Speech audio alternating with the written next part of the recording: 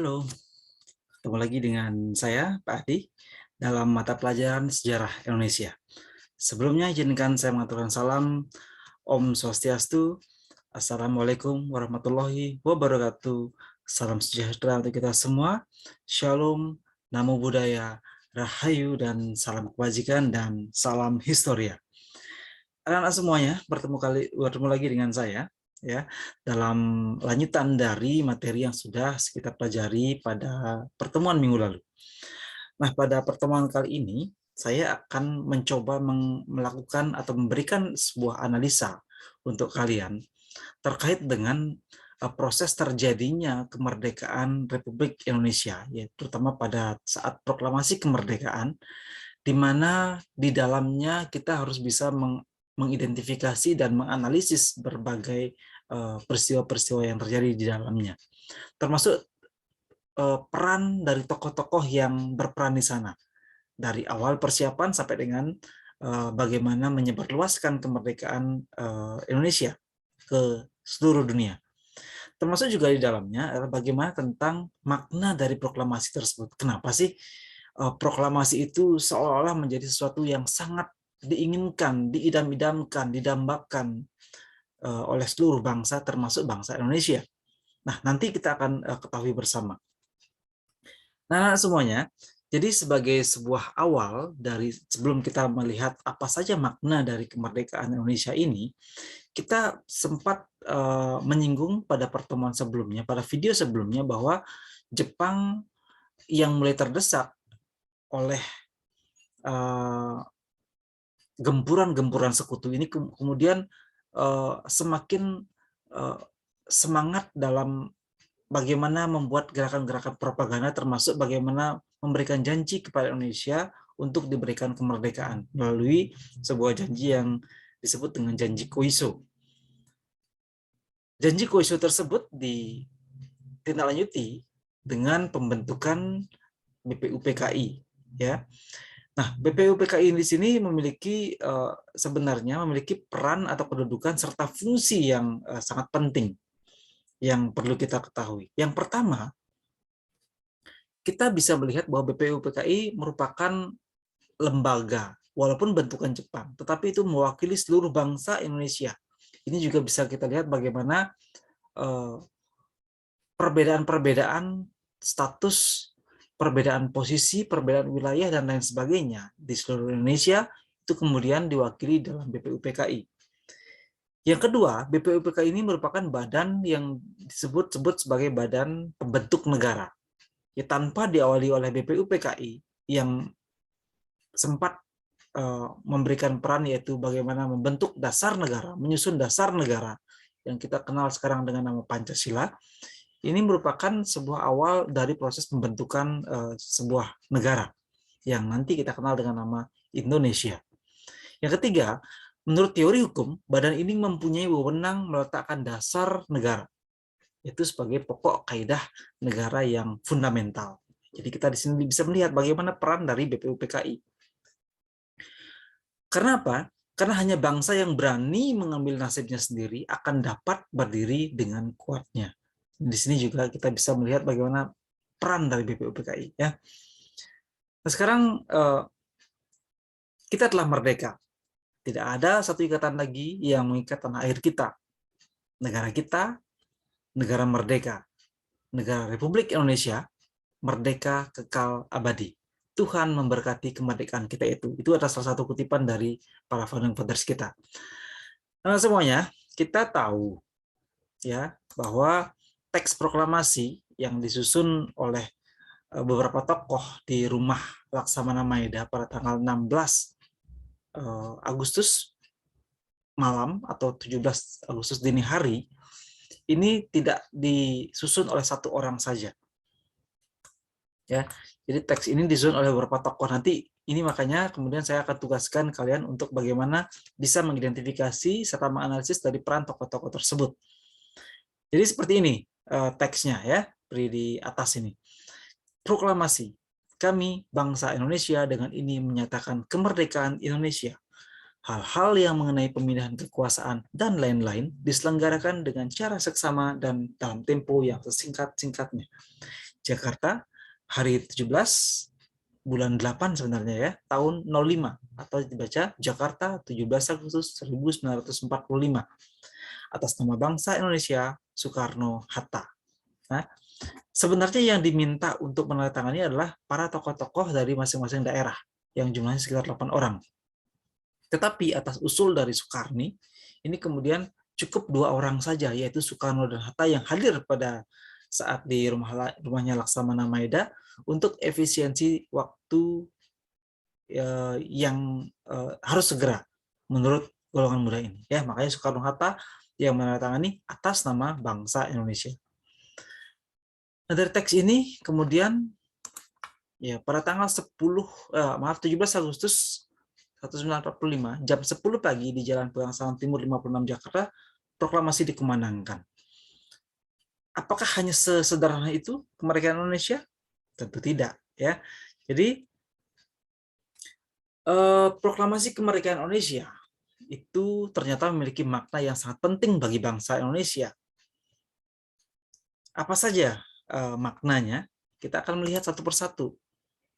Yang pertama adalah perlawanan terhadap penjajahan Barat ya sebelum tahun 1908 sebagai awal dari makna yang pertama ini, sebagai awal perjuangan. Karena proklamasi kemerdekaan 17 Agustus 45 ini merupakan titik puncak perjuangan bangsa Indonesia.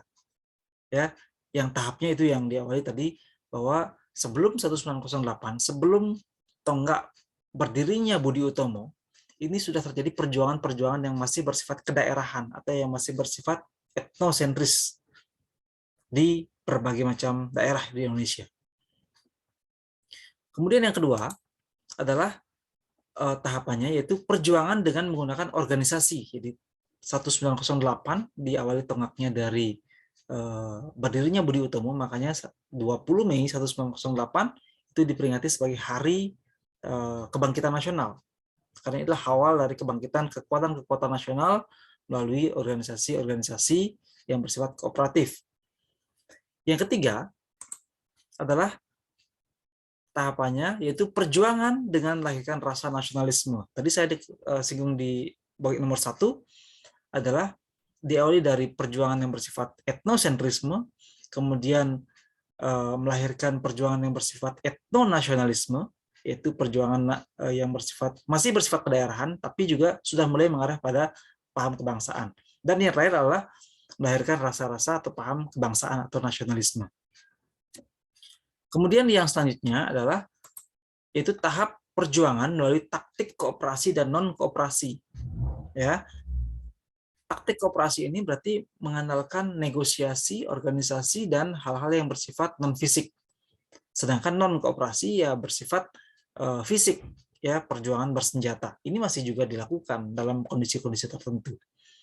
Yang selanjutnya adalah tahapannya itu perlawanan bangsa menentang penjajahan sampai kepada puncak, yaitu proklamasi kemerdekaan 17 Agustus 1945.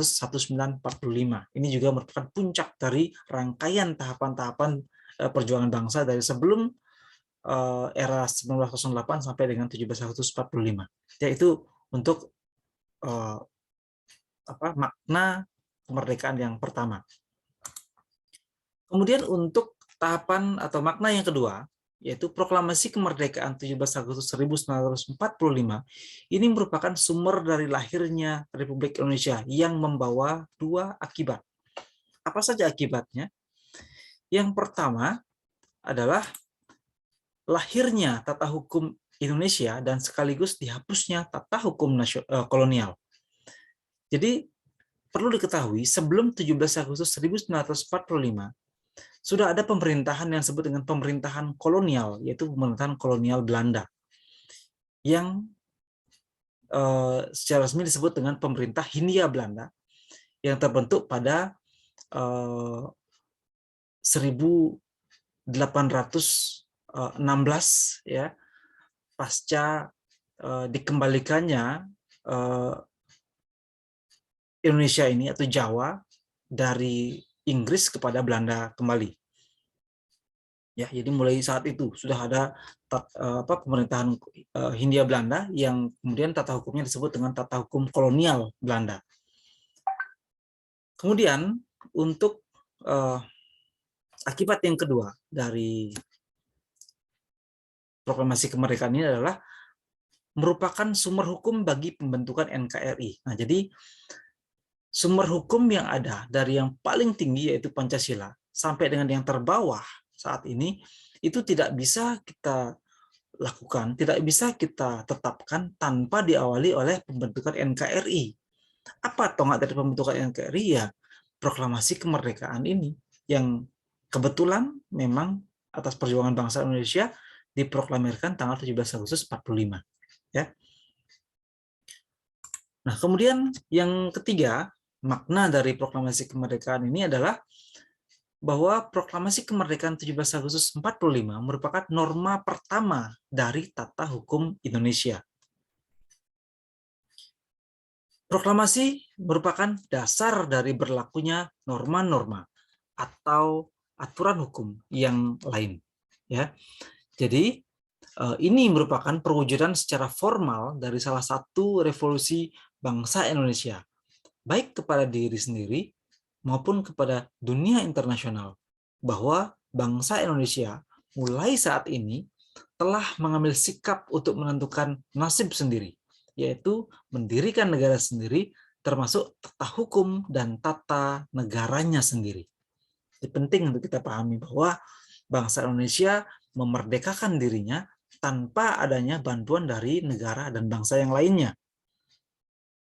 Ya, termasuk Jepang yang melalui perjanjian Koiso sempat berjanji untuk memberikan kemerdekaan, tetapi ingat, walaupun BPUPKI dan PPKI adalah bentukan Jepang, tapi ingat peristiwa Rengas Dengklok kemudian memutus bahwa argumentasi Jepang memberikan hadiah kemerdekaan tidak benar adanya. Jadi Indonesia memberikan atau berjuang memerdekakan bangsanya atas perjuangan sendiri. Ya. Nah, itu beberapa tadi tentang makna dari kemerdekaan, proklamasi kemerdekaan Indonesia. Nah, selanjutnya barangkali melalui sebuah penjelasan singkat, anak-anak juga perlu memahami bagaimana peran dari tokoh-tokoh yang berpengaruh pada berbagai tahapan kemerdekaan Indonesia. Kita bisa melihat bahwa tahapan kemerdekaan ini dibagi menjadi 3. Tahap persiapan kemerdekaan, ya, yang kita tahu bagaimana dari peristiwa Rengas Dengklok barangkali, ya, yaitu penculikan atau pengasingan dari tokoh-tokoh proklamator termasuk Soekarno dan Hatta. Kemudian tahap penyusunan teks proklamasi yang terjadi pada tanggal 16 Agustus malam hingga 17 Agustus dini hari di rumah Laksamana Maeda. Ini juga melibatkan golongan tua dan golongan muda, dan di dalamnya juga ada tokoh-tokoh yang berperan untuk memberikan sumbangsih ide-ide mengenai teks proklamasi, ide-ide mengenai perubahan-perubahan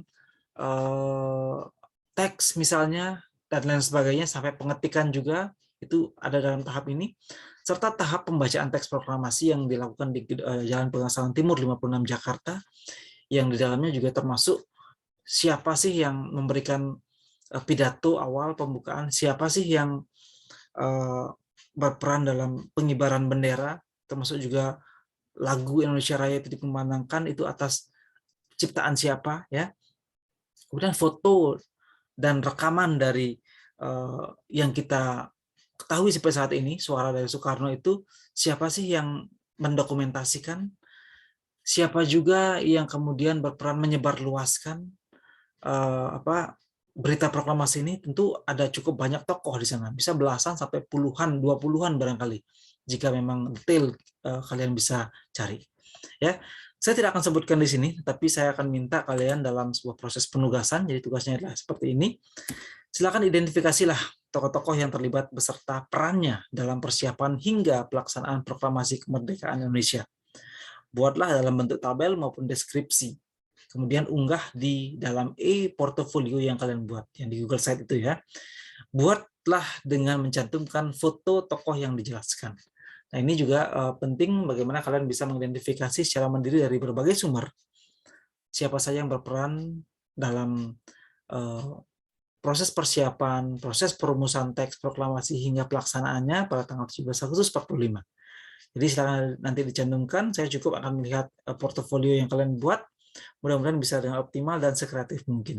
Ya, barangkali itu yang bisa saya jelaskan, saya tampilkan dalam pertemuan hari ini. Jangan lupa nanti setelah kalian menonton video ini, silakan kalian berikan komentar, tidak hanya sekedar nama, kelas, dan absen kalian saja, tapi juga barangkali bisa memberikan sebuah simpulan, pendapat, argumentasi, serta pandangan terkait dengan materi yang kita pelajari pada hari ini. Ya, jangan lupa juga like, comment, dan mohon subscribe juga kalau memang diperlukan, kalau tidak keberatan, ya, supaya nanti bisa saya membuat video-video lainnya yang barangkali sebagai sebuah informasi dari pembelajaran kita mengenai sejarah Indonesia. Terima kasih atas perhatiannya, tetap semangat dan jaga kesehatan. Saya tutup dengan Parama Santi. Om Santi, Santi, Santi Om. Wassalamualaikum warahmatullahi wabarakatuh. Salam sejahtera untuk kita semua. Shalom, Namo Buddhaya, Rahayu, dan salam kebajikan, dan salam Historia. Terima kasih.